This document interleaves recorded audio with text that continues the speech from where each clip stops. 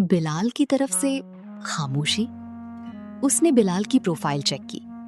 Last seen yesterday 11:23 PM। Saad ने सोचा शायद बिजी है या बुरा मान गया। उसने मैसेज भेजा, बिलाल सब ठीक?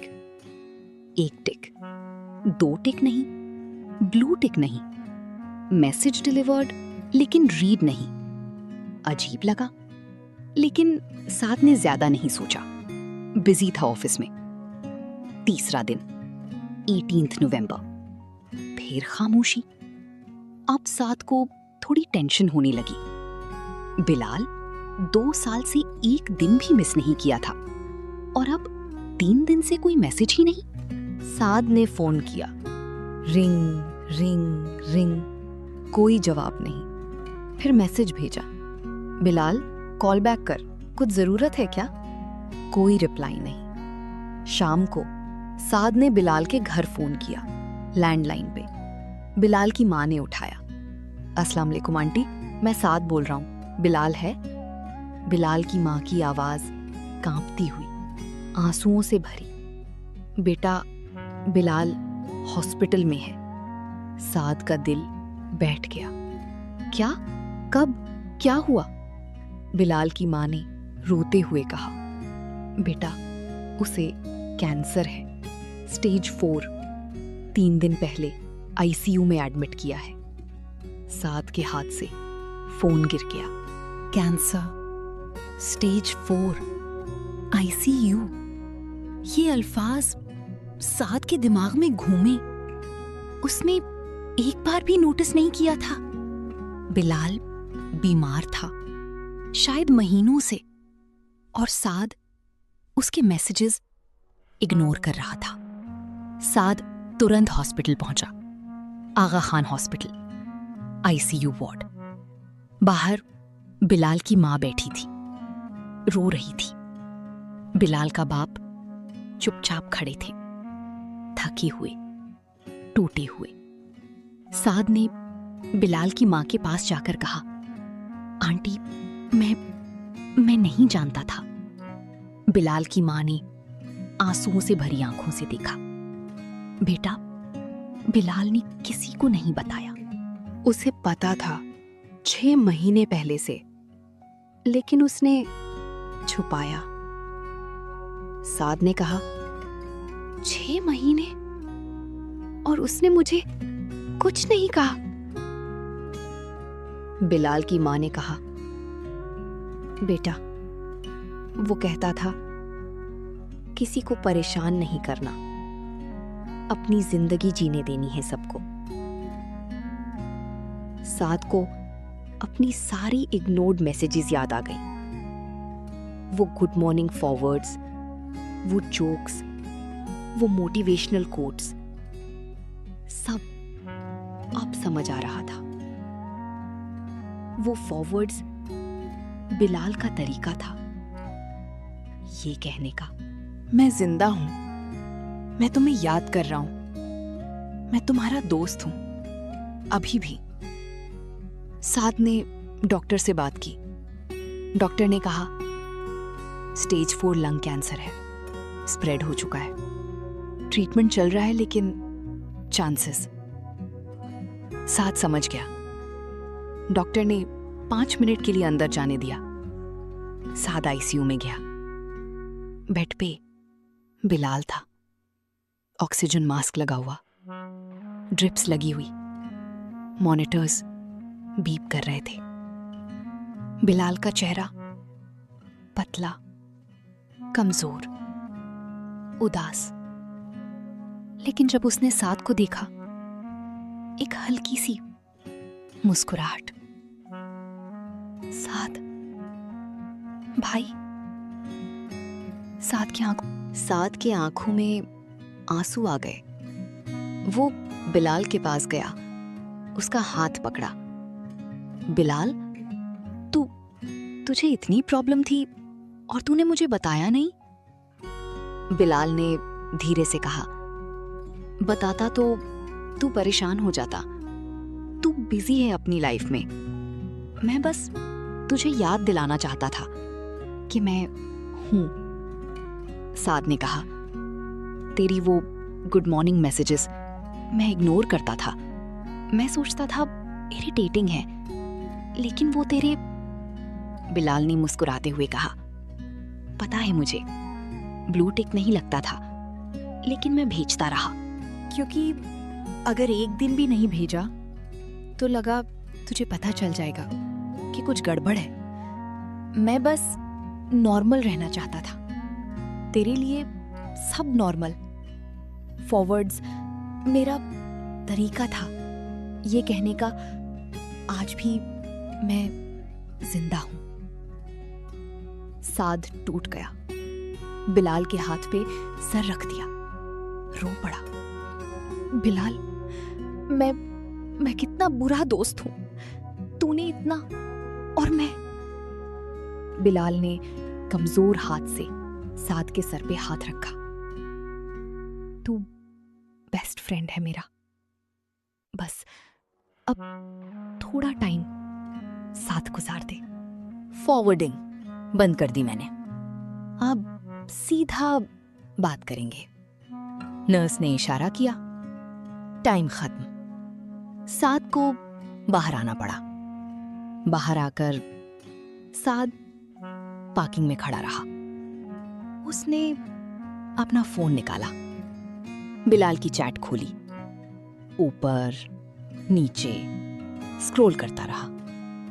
100, 1000 गुड मॉर्निंग मैसेजेस, सब आर्काइव्ड, सब अनरेड। उसने एक एक मैसेज पढ़ना शुरू किया। पहला मैसेज, गुड मॉर्निंग साद, अल्लाह तुम्हारा दिन अच्छा करे। बीच में फूलों की फोटो। उसके नीचे बिलाल ने लिखा था, यार कल कॉफी पे चलना, मिस करता हूं। साद ने ये कभी पढ़ा ही नहीं था। अगले मैसेज में चाय की फोटो, फॉरवर्ड। उसके नीचे, साद प्रोजेक्ट कैसा चल रहा, कॉल कर लेना फुर्सत में। इग्नोर्ड। अगले में मोटिवेशनल कोट। उसके नीचे, तू ठीक है ना, बहुत बिजी लग रहा। इग्नोर्ड। और ये सिर्फ पिछले महीने की बात नहीं थी। साद ने 6 महीने पीछे स्क्रॉल किया, तब भी वही पैटर्न। फॉरवर्ड, उसके बीच पर्सनल मैसेज, यार तुम मिल नहीं रहा, सब ठीक। इग्नोर्ड। फॉरवर्ड, बीच में कल घर आ जा, माँ ने तेरे लिए बिरयानी बनाई है। इग्नोर्ड। बिलाल चाह रहा था मिलना, बात करना, टाइम स्पेंड करना, लेकिन सीधा नहीं कह पाता था, तो फॉरवर्ड्स के बहाने कनेक्ट करता था। और साद सब इग्नोर करता रहा। साद अपनी कार में बैठ गया, स्टीयरिंग पकड़ी, सर झुकाया और रो पड़ा। उसने सोचा, बिलाल 6 महीने से जानता था कि उसकी जिंदगी खत्म होने वाली है, और इस टाइम में उसने क्या किया? हर रोज सुबह 6 बजे अपनी दोस्त को याद किया, गुड मॉर्निंग भेजा, दुआ की, कनेक्ट रहने की कोशिश की। और साद ने क्या किया? इग्नोर, आर्काइव, इरिटेटिंग है। साद ने अपने आप से कहा, अगर एक बार भी मैं ध्यान से पढ़ता, अगर एक बार भी मैं उससे मिलने जाता, तो शायद मैं उसकी मदद कर सकता था, उसका साथ दे सकता था। लेकिन अब बहुत देर हो चुकी थी। अगले 3 हफ्ते साद हर रोज हॉस्पिटल गया, बिलाल के साथ बैठा, बात की, हंसी मजाक किया, पुरानी यादें ताजा की। अब फॉरवर्डिंग नहीं थी, सीधी दिल की बात थी।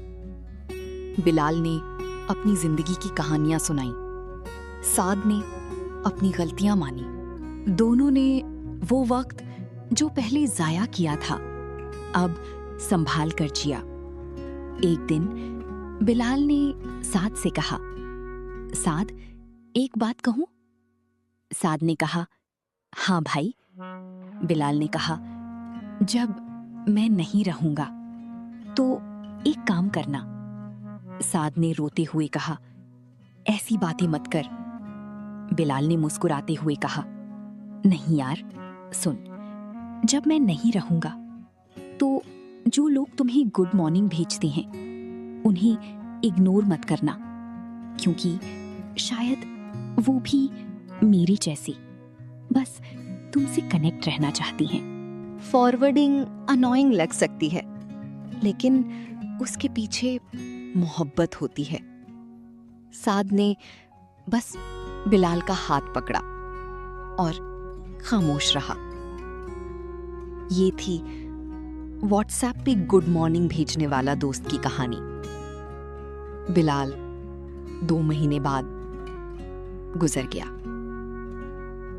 लेकिन उसने साद को एक बड़ी सीख दे दी। कभी कभी जो चीजें हमें इरिटेट करती हैं, उनके पीछे मोहब्बत होती है।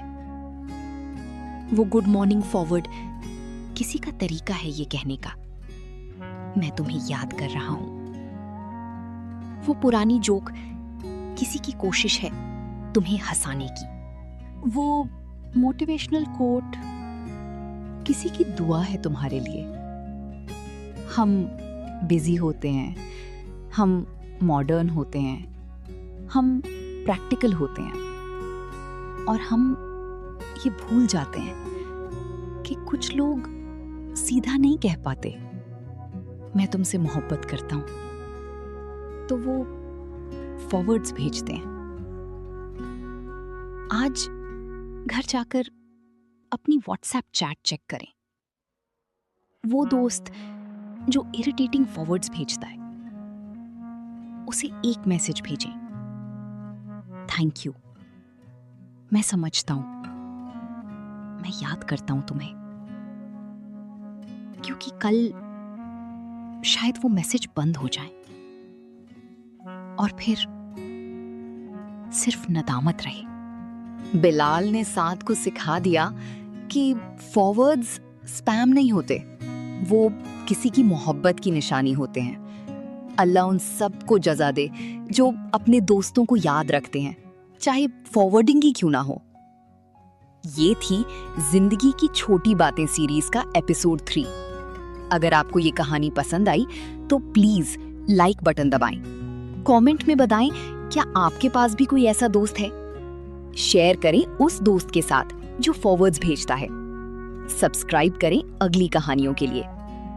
अगली कहानी और भी खास है। एपिसोड 4, जब माँ ने कभी कंप्लेन नहीं की।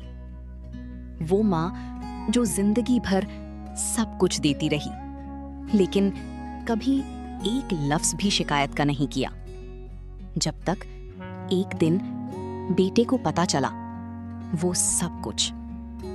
ये कहानी अगले हफ्ते, सिर्फ फनी फन उर्दू स्टोरीज और जिंदगी की छोटी बातें पे।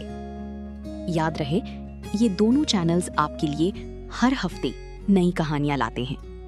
दोनों को सब्सक्राइब जरूर करें। मेरा नाम तैयबा मलिक है, और याद रखिएगा, अपनी दोस्तों को, अपनी फॉरवर्ड्स को, अपनी छोटी छोटी बातों को, क्योंकि जिंदगी की असली खुशी इन्हीं छोटी बातों में है। अल्लाह हाफिज, खुदा हाफिज।